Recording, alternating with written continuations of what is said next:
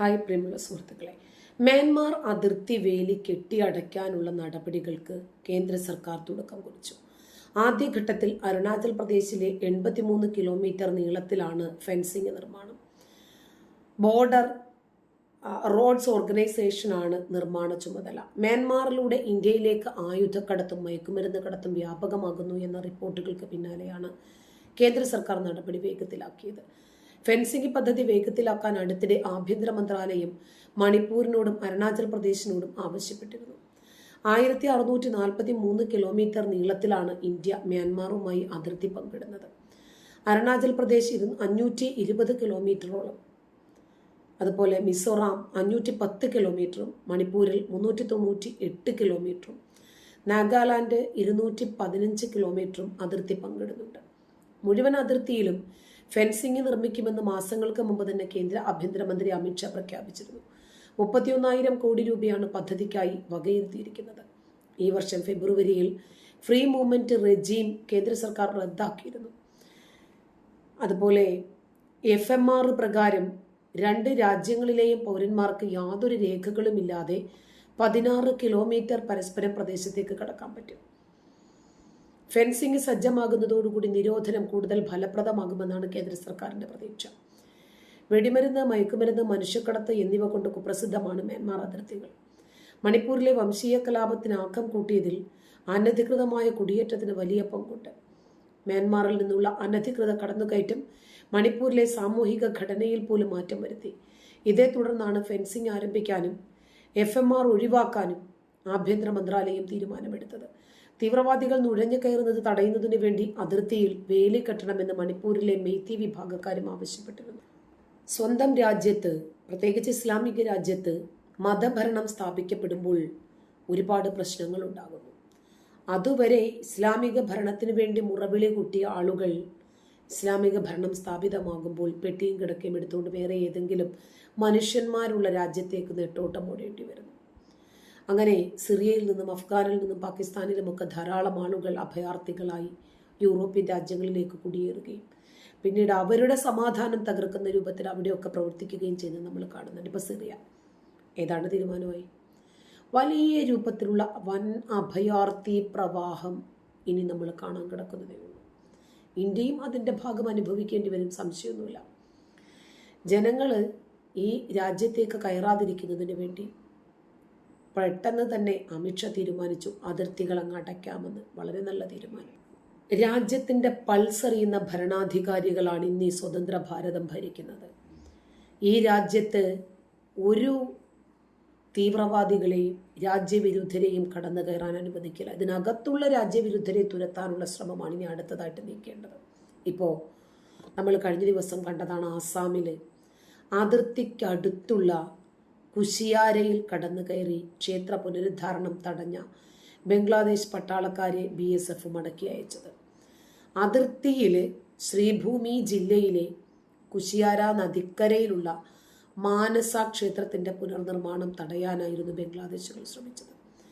തങ്ങളുടെ നാട്ടിൽ നിന്നാൽ ക്ഷേത്രം കാണാമെന്നും ഇത് അനിസ്ലാമികമാണെന്നും പറഞ്ഞിട്ടാണ് വ്യാഴാഴ്ച ബോർഡർ ഗാർഡ് ബംഗ്ലാദേശ് പട്ടാളക്കാർ അന്താരാഷ്ട്ര അതിർത്തി രേഖ കടന്നിട്ടെത്തുന്നത്. കാരണം അവരുടെ കൺവെട്ടത്ത് പോലും ഒരു ക്ഷേത്രമോ ഒരു അമ്പലമോ ഉണ്ടാകാൻ പാടില്ല. എന്നിട്ട് ഇന്ത്യക്കകത്തായിട്ട് ഈ അവസ്ഥ. ഇനി അതല്ല, ഇതിന് ബംഗ്ലാദേശിനകത്താണ് ഒരു ക്ഷേത്രമെങ്കിൽ എങ്ങനെയായിരിക്കും ഇവർ പ്രതികരിക്കുക? തകർന്ന ക്ഷേത്രം പുനരുദ്ധരീകരിക്കാൻ ആസാം സർക്കാർ 3 ലക്ഷം രൂപ അനുവദിച്ചിരുന്നു. ഈ പുനരുദ്ധാരണം തടയാനാണ് ഇവർ ശ്രമിക്കുന്നത്. വ്യാഴാഴ്ചയാണ് പ്രവർത്തനം ആരംഭിച്ചത്. ബംഗ്ലാദേശിലെ ജാക്കിഗഞ്ചിൽ നിന്ന് സ്പീഡ് ബോട്ടിലെത്തിയ ബംഗ്ലാദേശ് പട്ടാളക്കാർ ക്ഷേത്ര പുനർനിർമ്മാണം നടത്താൻ പറ്റില്ല എന്ന് നിർത്താൻ പറഞ്ഞ് ആക്രോശിച്ചു. വിവരമറിഞ്ഞെത്തിയ BSF അധികൃതർ അവരെ മടക്കി അയച്ചു. പുനർനിർമ്മാണം തുടരാൻ നിർദ്ദേശിക്കുകയും ചെയ്തു. ശ്രീഭൂമിയിൽ ബംഗ്ലാദേശുമായി ഭാരതത്തിന് 94 കിലോമീറ്റർ അതിർത്തിയാണുള്ളത്. ഇതിൽ 43 കിലോമീറ്റർ നദിയാണ്. അവിടെ പ്രത്യേകിച്ച് വേലിക്കെട്ടുകളൊന്നുമില്ല. അതുവഴിയാണ് ബംഗ്ലാദേശ് പട്ടാളം കടന്നു കയറി. അതുപോലെ ഇന്നിപ്പോൾ റിപ്പോർട്ട് ചെയ്യപ്പെട്ട മറ്റൊരു വാർത്തയുണ്ട്. ഇന്ത്യൻ സമുദ്രത്തിന്റെ അതിർത്തിയിൽ അനധികൃതമായിട്ട് മത്സ്യബന്ധനം നടത്തിയതിൻ്റെ പേരിൽ 2 ബംഗ്ലാദേശി മത്സ്യബന്ധന ട്രോളറുകൾ ഇന്ത്യൻ കോസ്റ്റ് ഗാർഡ് പിടികൂടി. 78 ബംഗ്ലാദേശി പൗരന്മാരെയും കോസ്റ്റ് ഗാർഡ് പിടികൂടി. മാരിടൈം പട്രോളിങ്ങിനിടയിൽ ഇന്ത്യൻ കടലിൽ അനധികൃതമായി മത്സ്യബന്ധനത്തിൽ ഏർപ്പെട്ടിരുന്ന 78 ബംഗ്ലാദേശികൾ അടങ്ങുന്ന 2 ട്രോളറുകളാണ് ഇന്ത്യൻ കോസ്റ്റ് ഗാർഡ് പിടികൂടിയത്.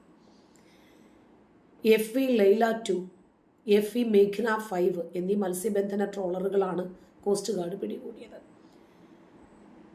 IMBL പട്രോളിംഗ് നടത്തുന്നതിനിടയിൽ ഇന്ത്യൻ തീരസംരക്ഷണ സേനയുടെ കപ്പലാണ് ഇവരെ ഇന്ത്യൻ സമുദ്രത്തിൽ ലംഘിച്ച നിലയിൽ കണ്ടെത്തുന്നത്. നിയമ നടപടികൾക്ക് വേണ്ടി കപ്പലുകൾ പാരദ്വീപിലേക്ക് കൊണ്ടുവന്നിട്ടുള്ളതായി ഇന്ത്യൻ കോസ്റ്റ് ഗാർഡ് ഔദ്യോഗിക പ്രസ്താവനയിൽ അറിയിച്ചു. ഇന്ത്യൻ സമുദ്രങ്ങളിലെ അനധികൃത നുഴഞ്ഞുകയറ്റങ്ങളും നിയമവിരുദ്ധ പ്രവർത്തനങ്ങളും തടയാൻ വലിയ ശ്രദ്ധ സ്വീകരിച്ചു വരികയാണെന്ന് ഇന്ത്യൻ കോസ്റ്റ് ഗാർഡ് പറഞ്ഞു. ഏതാനും ദിവസങ്ങൾക്ക് മുമ്പ് അന്താരാഷ്ട്ര സമുദ്ര അതിർത്തി രേഖ കടന്നതിന് മ്യാൻമാറിൽ നിന്നുള്ള 4 അംഗ സംഘത്തെയും കോസ്റ്റ് ഗാർഡ് പിടികൂടിയിരുന്നു. കാഫിറുകളോടുള്ള ഇവരുടെ ഈ സമീപനം ഇന്നും ഇന്നലെയും തുടങ്ങിയതല്ല. പാകിസ്ഥാനിലായിരുന്നാലും ശരി, പിന്നെ ബംഗ്ലാദേശിൽ നിന്ന് ഹിന്ദുക്കൾ അനുഭവിക്കുന്ന വേദനയ്ക്ക് വല്ല പ്രയാസവും നമ്മൾ പറഞ്ഞിട്ട് കാര്യമുണ്ടോ? ഇന്നിപ്പോൾ എത്രയോ ലോക ചരിത്രത്തിലാദ്യമായിട്ടാണ് ഒരു ഹിന്ദു ഓഫീസർ, പോലീസ് ഓഫീസർ പാകിസ്ഥാനിൽ നിയമിച്ചത്. നിങ്ങൾ കണ്ടിട്ടുണ്ടാകും ആ വാർത്ത. പാകിസ്ഥാന്റെ ചരിത്രത്തിലെ ആദ്യത്തെ ഹിന്ദു പോലീസ് ഓഫീസറായിട്ട് ചുമതലയേറ്റിരിക്കുകയാണ് Rajendra Meghwar. Police service of പാകിസ്ഥാനിലെ ആദ്യത്തെ ഹിന്ദു ഓഫീസർ. ഇദ്ദേഹം ഫൈസലാബാദിലെ അസിസ്റ്റന്റ് സൂപ്രണ്ട് ഓഫ് പോലീസ് ആയിട്ടാണ് നിലവിൽ സേവനമനുഷ്ഠിക്കുന്നത്. പാകിസ്ഥാനിലെ ഇൻസ്പെക്ടർ, സബ് ഇൻസ്പെക്ടർ തസ്തികകളിൽ ഹൈന്ദവ സമൂഹത്തിൽ നിന്നുള്ളവരുണ്ടെങ്കിലും ആദ്യമായിട്ടാണ് ഒരു ഹിന്ദു മതസ്ഥർ ഉയർന്ന തസ്തികയിലെത്തുന്നത് പാകിസ്ഥാനിൽ. പാകിസ്ഥാൻ സിന്ധിലെ ബിദിൻ ജില്ലാ സ്വദേശിയാണ് രാജേന്ദർ. കോമ്പറ്റീറ്റീവ് സിവിൽ സർവീസ് പരീക്ഷ എഴുതി പാസ്സായിട്ടാണ് രാജേന്ദ്ര പാകിസ്ഥാൻ പോലീസിന്റെ ഭാഗമായത്. പോലീസ് വകുപ്പിൽ സേവനമനുഷ്ഠിക്കുന്നതിലൂടെ താഴെത്തട്ടിലുള്ള ജനങ്ങൾ നേരിടുന്ന പ്രശ്നങ്ങൾ പരിഹരിക്കാൻ സാധിക്കുമെന്ന് രാജേന്ദ്ര പറയുന്നു. മറ്റു വകുപ്പുകളിൽ ഇത് സാധ്യമല്ലെന്നും അദ്ദേഹം കൂട്ടിച്ചേർത്തു. രാജേന്ദ്ര മേഘ്വാറിന്റെ നിയമനം പാകിസ്ഥാൻ പോലീസിൽ കൂടുതൽ നേട്ടങ്ങൾ ഉണ്ടാക്കുമെന്ന് മുതിർന്ന ഉദ്യോഗസ്ഥർ അഭിപ്രായപ്പെട്ടിട്ടുണ്ട്. ഒരു ഹിന്ദു ഓഫീസർ സേനയുടെ ഭാഗമായതിൽ സന്തോഷമുണ്ടെന്നും പോലീസ് സേനയിലെ എല്ലാ വിഭാഗങ്ങളും ഉൾപ്പെടുന്നതിന് ഇത് സഹായകമാകുമെന്നും ന്യൂനപക്ഷങ്ങളുമായിട്ടുള്ള ബന്ധം ശക്തിപ്പെടുത്തുന്നതിന് സഹായിക്കുമെന്നുമാണ് മുതിർന്ന ഉദ്യോഗസ്ഥർ അഭിപ്രായപ്പെട്ടത്. രാജേന്ദ്രന്റെ നിയമനം വ്യക്തിഗത നാഴികക്കല്ല് മാത്രമല്ല, പാകിസ്ഥാനിലെ ഹിന്ദു ന്യൂനപക്ഷത്തിന് അഭിമാനത്തിന്റെ നിമിഷം കൂടിയാണ്. പാകിസ്ഥാൻ ഹിന്ദു മന്ദിർ മാനേജ്മെന്റ് കമ്മിറ്റി അംഗം കൃഷൻ ശർമ്മ പറഞ്ഞു. രാജ്യത്തെ സിവിൽ സ്ഥാപനങ്ങളിൽ ന്യൂനപക്ഷങ്ങളുടെ പ്രാതിനിധ്യത്തിന്റെ സാധ്യതകൾ വർദ്ധിപ്പിക്കുമെന്നും അദ്ദേഹം ചൂണ്ടിക്കാണിച്ചിട്ടുണ്ട്. നന്ദി.